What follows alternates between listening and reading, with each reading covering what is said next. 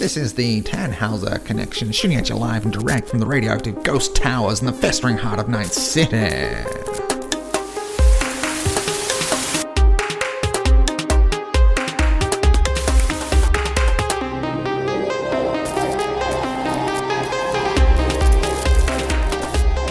Welcome to the first episode of the Tannhauser Connection, where we talk about the Cyberpunk tabletop roleplay game created by Mike Pondsmith at Tannhauser Games. We talk about the Cyberpunk genre in general as well. Join us in the journey as a new edition of the Cyberpunk game gets released, in this case Cyberpunk Red, and how it connects with their most anticipated computer game of next year, Cyberpunk 2077. Yeah, Jamie, what did we talk about in this first episode? It's a bit of a taster, really.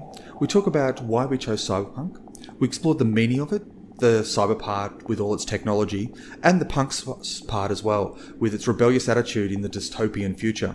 Yeah, I think we touched a bit on some of our favorite films and like TV related to Cyberpunk. And we talked about what we liked out of Cyberpunk Red's Jumpstart Kit.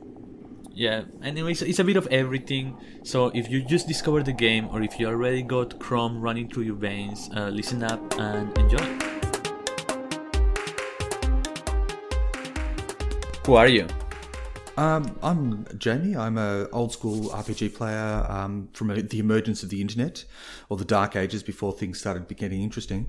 I've been playing Cyberpunk, well, be 2020, since the early 90s. As a kid, I moved through a lot of different RPGs, so I've been playing for a long time and that sort of stuff. So, been a lot of fun. Yourself? Yeah, I am Carl the Black Goat. I'm originally from Colombia. I played there on my teens, a couple of sessions, but I then came to Australia. I didn't get to play much for many years until the late resurrection of Cyberpunk, and now I am full on into it. Started playing it and I love it. Let's talk about why Cyberpunk. We have a plethora of RPGs and tabletop games to choose from. Yeah, good question. For you, what was the thing that you go, well, Cyberpunk, this is my game, this is gonna be the one? Well, I'm a technologist. I love technology. I love computers. I've been playing with them for a long time, ever since I was a little kid. And I started with D&D, which is a lot of fun, good fantasy, all the hijinks and that sort of stuff. Transitioned into Shadowrun, which is sort of that weird mix of cybernetic future with fantasy, which was kind of a stepping stone. But then when Cyberpunk came out, it's like, yes, throw out all the fantasy stuff, just let's focus on the technology and what's going on and how it affects humanity. And there's so many questions nestled up inside that really sort of get you going. Yeah, I also started with Dungeons and Dragons, but then quickly moved into World of Darkness, and most of my things I play Vampire, the Dark Ages, kind of trying to explore that grittiness of it, and a lot of it was like, even though it's fantasy, but it was a lot more social, kind of mystery, dark, not so much elves and rainbows. A game like that is more focused on the real darkness that goes on inside the human spirit, and or the soul, or whatever you want to call it. Yeah, but with Cyberpunk, I felt like there's a little bit, I wouldn't call it fantasy, but that futuristic, science fiction kind of element of, alright, this is not the real world, like if you were playing Mage the Ascension or something contemporary. So this is definitely a fiction, science fiction. But it also has that humanity, dark humanity side on it. When it just you can get really dark when you go cyberpunk. In so many things, in terms of identity, in terms of politics, on even the environment. Like everything is just can be so real and profound, as well as fantastic, like a science fiction. So it really carries that science fiction element really well, and the way the stuff is modeled as a game system, I found it a lot cleaner and easier to work with. It was a lot clearer where your character sat in terms of skills. I mean, yes, you can become overblown and go all munchkin crazy powered, but at a baseline, it worked really well, and I loved the simplicity of that system. Yeah, one of the things that I really like is that even though there are roles, I didn't feel like the roles really define my character, but like the skills, and I guess that happens with most interlock system games. But it was kind of refreshing to not have to put your character in a box and says, all right, you're a healer, or you are a range person, or you are a full-on face. So that was interesting. And the way Cyberpunk plays through it all is to give you those options as characters like the media, who's able to use their credibility to persuade people of the truth, or the rocker, who's able to rouse up a crowd and get them doing stuff. So yeah, it's good like that.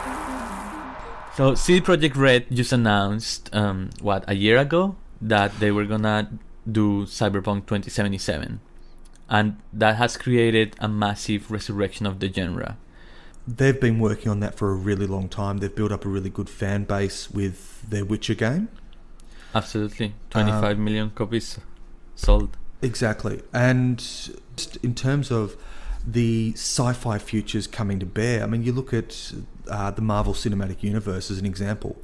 That has cybernetic limbs. It has all sorts of random upgrades, including an eyeball for Thor and that sort of stuff.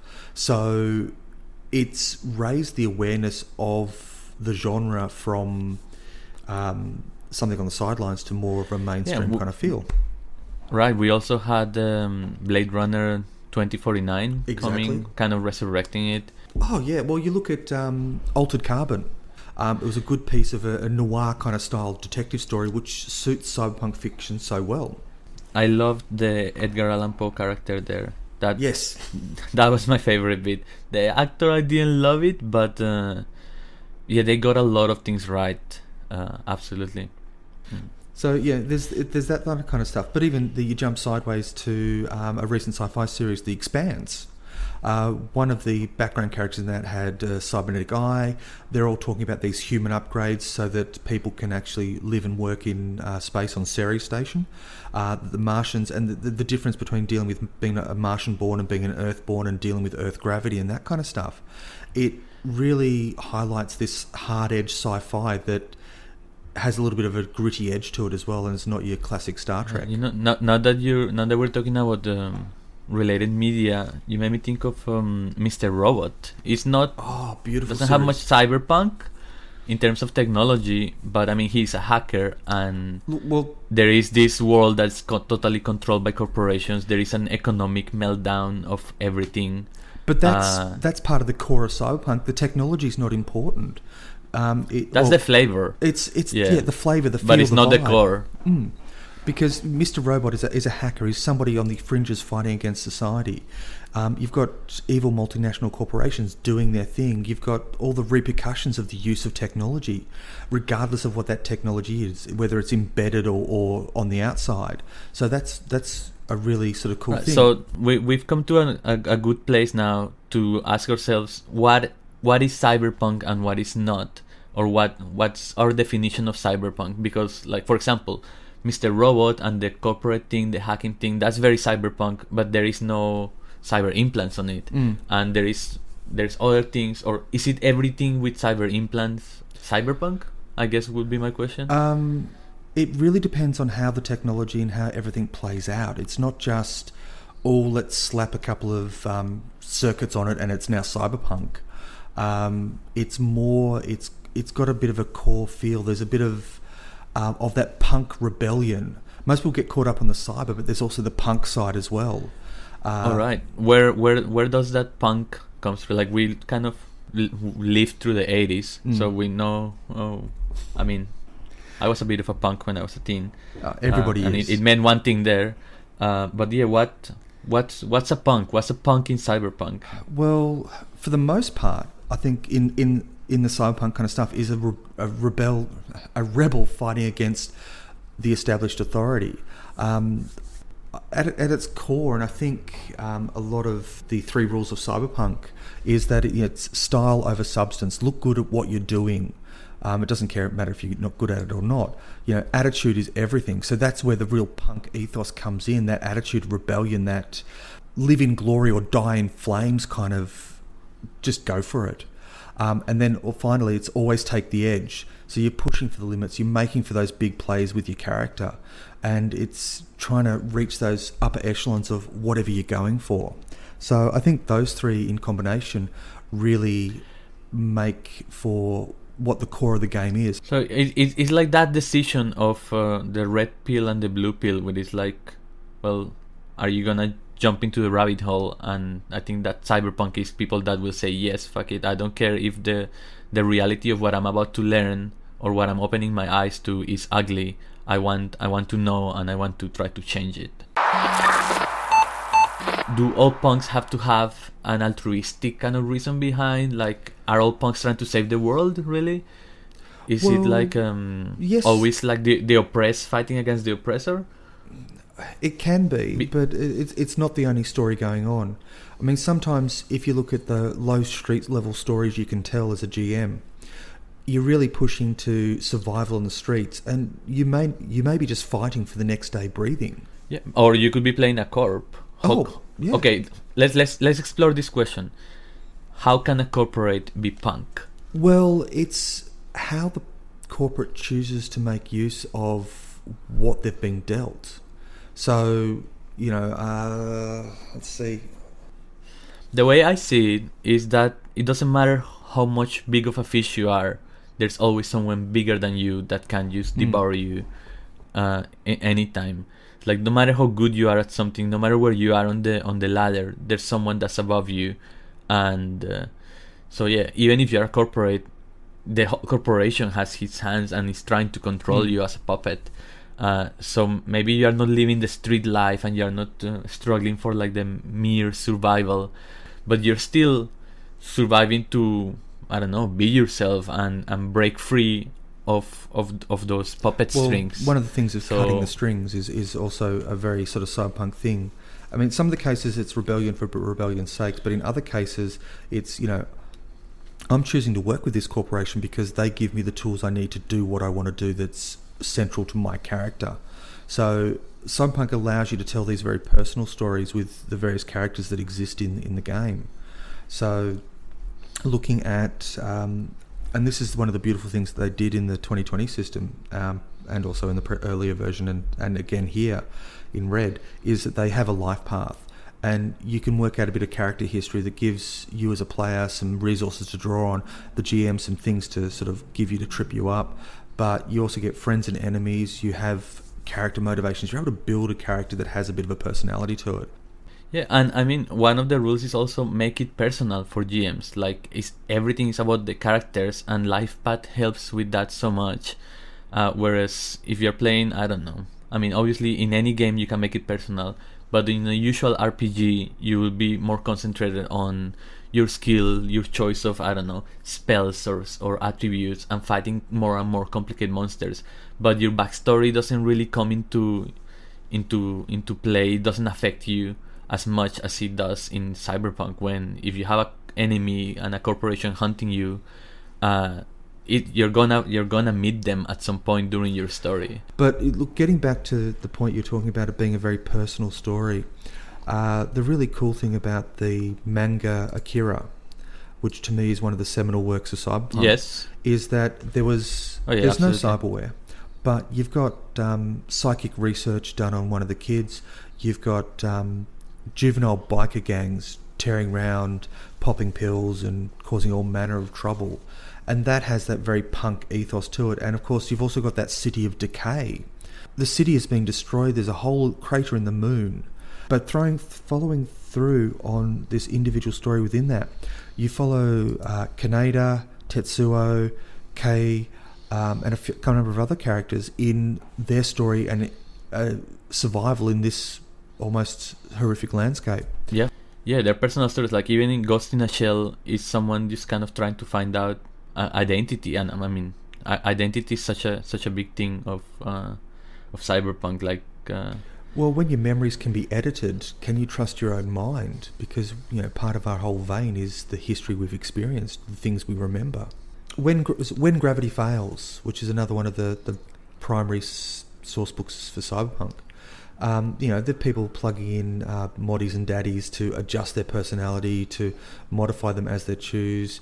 There's a lot of transgender stuff going on and all that sort of stuff as well, because the entire human form is modifiable, and that sort of leads to some interesting problems for the characters as well. So, yeah.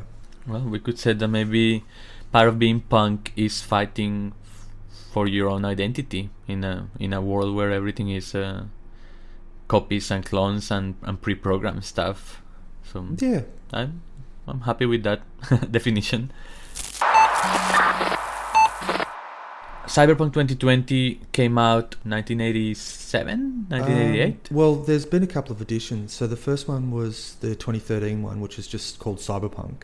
And that might have been... Yes, 87 or 88. And then Cyberpunk 2020 came out, and I got hold of my hands on a copy. It would have been 90 or 91, I think. Probably 91.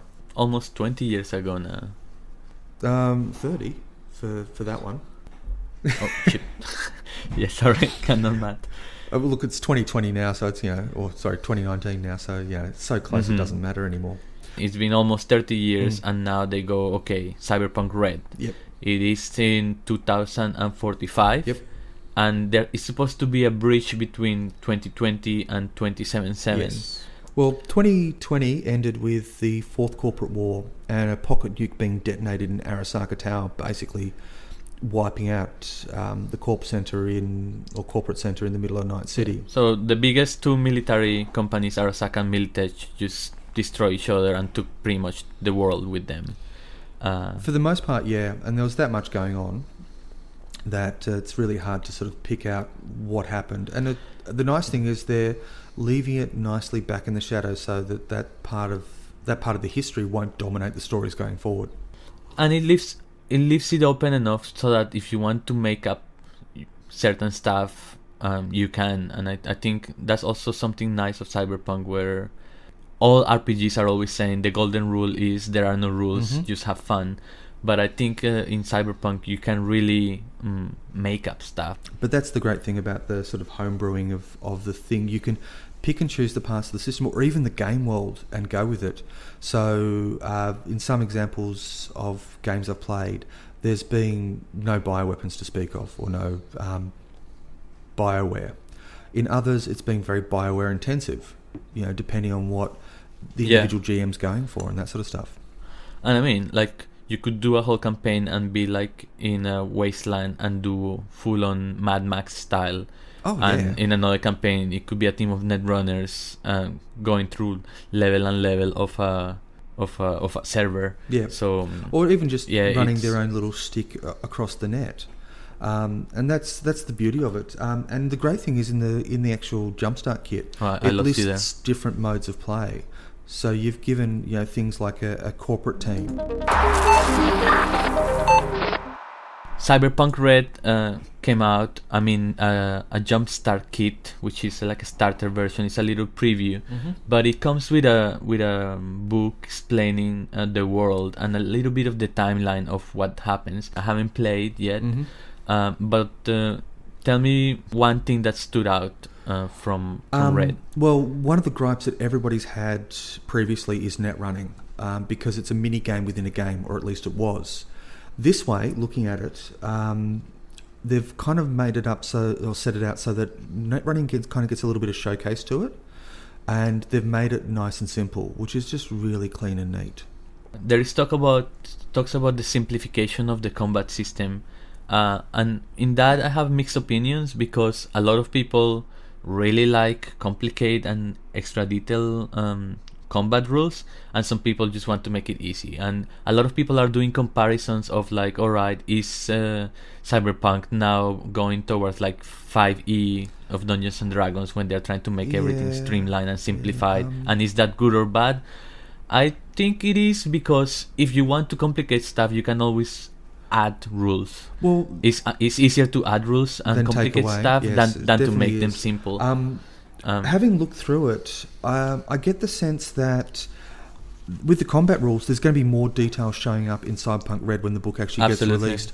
Because, and I'm not going to flick through for the page references, but there's a bit of detail in there saying that this is a really stripped back combat system. when they detail weapons, you only get the general category of weapon and roughly what they do, and no extra pros and cons on to hit bonuses and that sort of stuff, to take a D&D term. Body armor is really simple. There's just the head and the body, and that's it. Now, knowing the history of the game, it's like they're going to have detailed locations. They're going to have... getting back to the combat system, I just wanted to say that it's... what they've given is the bare bones of a working combat system in the Jumpstart kit, and I reckon we're going to get the full version when it eventually comes out. One of the things that I really like was how they twisted the whole thing of why is there no net, and what actually happened, and how it kind of scales back games to a local, or at least I feel it's gonna scale back games to a local scenario rather than a world one, where every town has its own corporations, his own markets, industries, and it's not so standardized. I really like that because it's not a global thing. It's more under control, I think, for GMs. Also in terms of like what people can buy, what people can, how far can they go. Yeah, as a GM you get more control over what they get access to, but you also get more control over what you can bring in off the board for players to deal with. And maybe this session there's a couple of Arasaka goons you've got to deal with, and next time you're facing off against a couple of a Militech safe house, for as rough examples of what you've got to deal with. And this local play is actually a really good thing. You get things like the night market, so there's still international trade and things bouncing back and forth. It's just but a if little a player harder. wants to go full cyber and get, like, I don't know, a tank, you could say like, look, you have the eddies, you have the contacts, but there's just nothing in the market at the moment. Yeah, I'm sorry, you couldn't do that back in Night City, where you could, I mean, in theory, walk into a corporate building with 20,000 euros and get yourself top of the line weapons. So that's I find that relieving. Yeah, it's a good option. But even if a character wanted to, they could start sourcing a tank, and of course, gee, it's broken. You've got to get it fixed. That adds more complications, more Yeah. role-playing opportunities, and Absolutely. that's a really cool thing. Having complications for a character is always a good thing, because yes, you can get the big bomb that you want. And you can wire it up to your sidecar, as per one of the characters, I think is at a snow crash. But you're going to have to get someone to pull together the resources you need to get that, the plutonium, to get the warhead, to get it reconfigured so that it's linked into your heart and biomonitor. And that... Yeah, I was thinking the techies got a bit of a bump there, because with so many broken stuff and abandoned stuff, they have a lot more power, I think, than before. I was thinking, if there is no internet and a character comes out and says, I want to look up this company, how would they go around it? And suddenly I was like, well, that's the same thing that I had to do when we had like dial-up internet and there was no like online databases yet. Like, you could find a little bit, but if you knew really, who to talk to, or you knew where to look, you could find it. You needed a phone number, and you needed to start calling or just asking people around. But the interesting thing is that the data term network in Night City is actually still active, and that's one of the things they pointed out. There's multiple data pools, but that data, the information gets pushed out through the data term network. So it's still possible to access things, but it's not something that you'd go on the net for. You would access particular things, and it makes fixes as a character type far more powerful. It reminds me to there was this time when I spent 3 months living in Cuba, and when I asked a friend that lived there, like, what should I bring you? He asked me, can you bring me Wikipedia? And I was like, what do you mean? And he's like, yeah, I have the 2012 version. Yep. And I was like, what do you mean? So basically, you can download all of Wikipedia in English, and I think it's something like 75 gigs. When I last looked, it was about 10, but that was a long time ago. Yeah.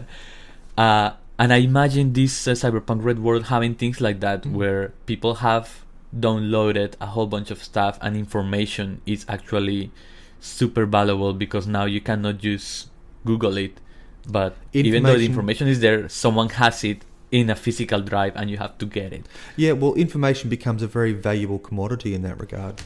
Yeah, absolutely. It's gonna open a whole, and I like what you said. Like conflict is always good for roleplay games, and I mean for stories in general. That Stories are built on conflict. what drives stories are conflict. And it doesn't have to be physical violence. It can be, in a lot of this good cyberpunk fiction, what you'll have is the character has a choice, and there are two bad choices. Either way they go, it's not going to end well for them. And that, again, is getting back to our original definition on cyberpunk. It's those personal choices that make the difference. I'll be interesting to see how people that have never played any roleplay games before react to playing Cyberpunk Red for the first time. Like for Cyberpunk Red to be their introduction to roleplay. I would love to see that. I would love to see it as well, but I think it's a little unlikely because D&D is so big that everybody seems to start there. But not when the game is released next year and you have all these gamers that had never touched roleplay games because they're too busy playing video games and are like, alright, I finished the game, what do I do now? Oh wait, is there a roleplay game? Let's try it. I just would like to see their faces when they're like, okay, this is a roleplay game. Yeah, it'll come down to the individual, as it always does. Everybody's interaction with whatever game you're dealing with will be different purely based on their history, who they are, what they're into, and all that sort of stuff. So I've played in a number of different cyberpunk campaigns and other RPGs that have gone completely different directions based purely on the character group I was with, or the game master, or even just my age. When I was 17, 18, totally. The game I played was much different to what I choose to play now. I look forward to seeing some gameplay of people playing the pre-mates and also doing their own games. And I think in another time we will talk about all these little conversions or all these little adjustments that you can make if you want to go more into detail using Cyberpunk 2020 and kind of converting some of the material, the source books that we have from 2020 into Red while we wait for the actual Red. Yeah, and look, even if you look on Drive-Thru RPG at the moment, they've got a sale on. It's going for another 9 days, I think. That's giving 60% off a lot of the actual Cyberpunk course material, including a Cyberpunk bundle. One thing that happens in Cyberpunk is that you get these, somebody draws a gun and the situation turns violent in a fraction of a second, and all of a sudden you've got a character who's bleeding out somewhere. One of the fixes in the Brisbane campaign I was playing in basically suffered a mortal wound, was bleeding out, got picked up on the back of the bike and made all her death saves to get back to the arcology so she could be saved. And this was a spindly little fixer, not somebody who should be entering combat, but everything went wrong at the Triple Rings Club and 3 players died, and it's what happens sometimes. No, in my last campaign I had this rocker who incited a riot to distract some people while they stole some emergency from a container. Mm-hmm. And obviously when all this crowd of people led by the singer are walking into a dock with guards, the guards in the tower start shooting at them. Mm-hmm. And unfortunately the lead singer, he got shot on the leg, and he lost his leg. And he was bleeding out to death because all the party members were busy, doing the heist type of thing. Yep. And I had to roll. He's like, well, there's 200 people here that came to the concert. Someone's bound to have first aid. To have first aid. So we just roll, and he got saved by like the mere chance. But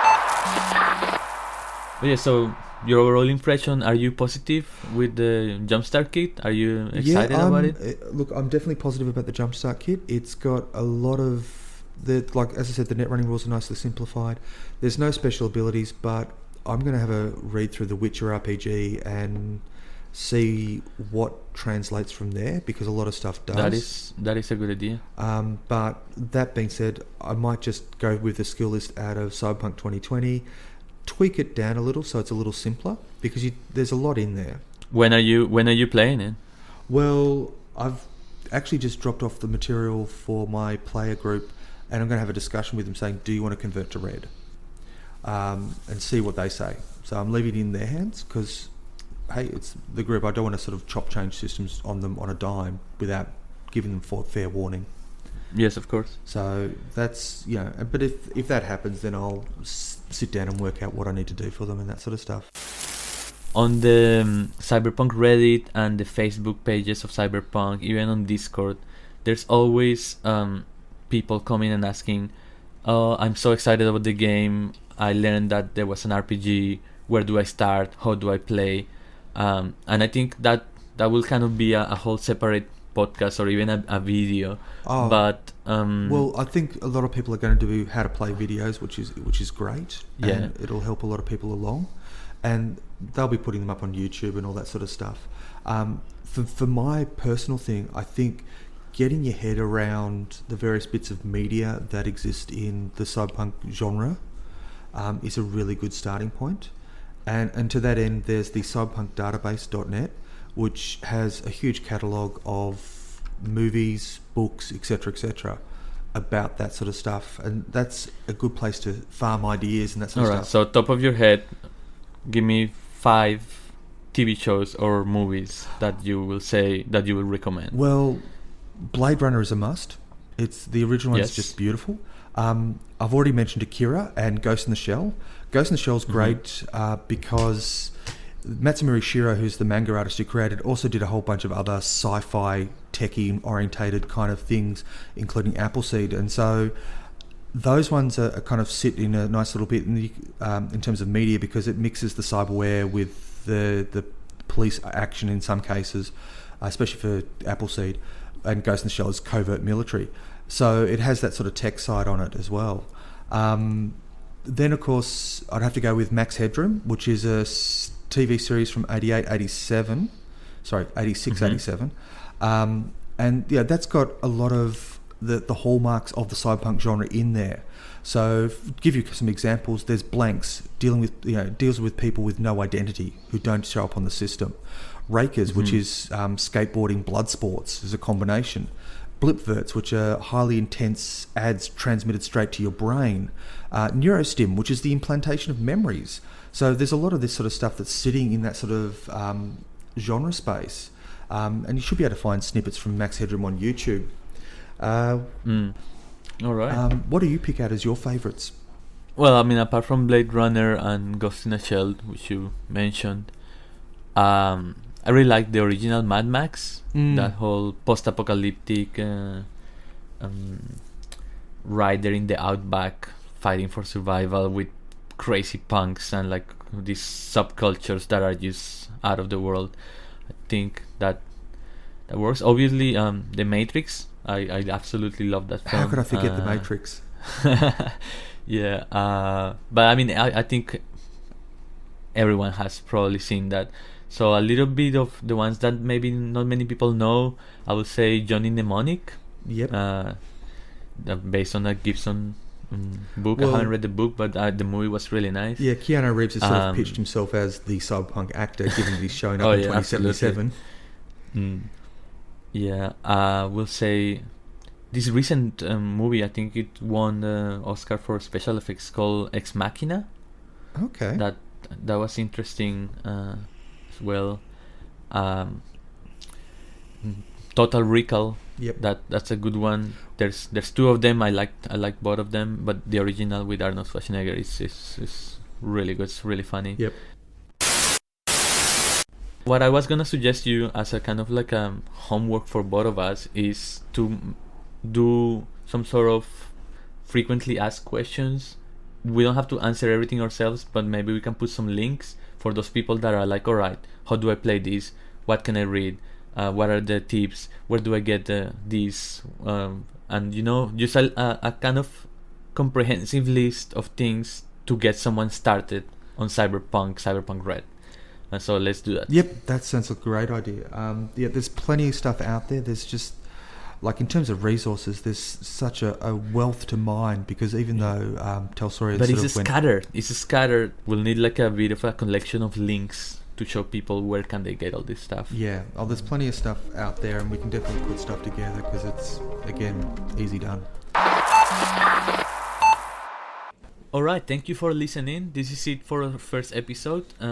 Next time we're going to be talking about how to get started with Cyberpunk Red. Hopefully we both get to play Red. I'm gonna try to run the adventure that comes with the Jumpstart kit, and we can talk a little bit about that, right? Yep.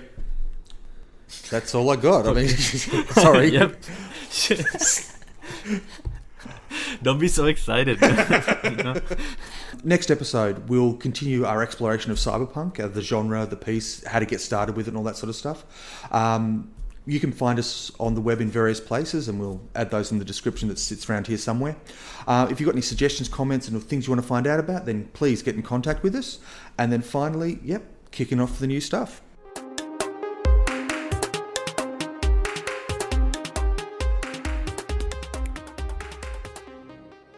NCPD is storming the gates, and our little drone's gonna have to cut loose from this joint. So the corp transmitter's gonna go bye-bye as we blow this joint. Oh, they're getting close. They're cutting in, smashing in the doors, and looks like we're gonna need another drone. Stay safe on those streets.